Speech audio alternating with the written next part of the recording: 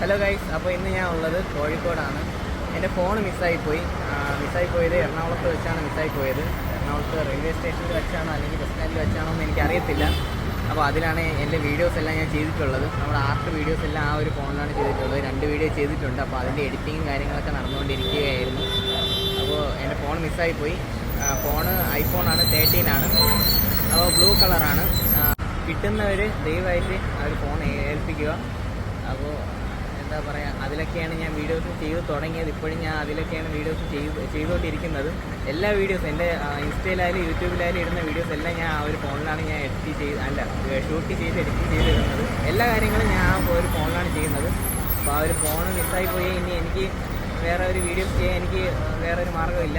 ആ ഒരു ഇതേ ഉള്ളൂ. അപ്പോൾ കിട്ടുന്നവർ ദയവ് ചെയ്ത് എൻ്റെ കയ്യിൽ ഏൽപ്പിക്കാൻ ശ്രമിക്കുക. അല്ലെങ്കിൽ അടുത്തുള്ള പോലീസ് സ്റ്റേഷനിൽ അല്ലെങ്കിൽ ഞാൻ താഴെ കോൺടാക്ട് നമ്പർ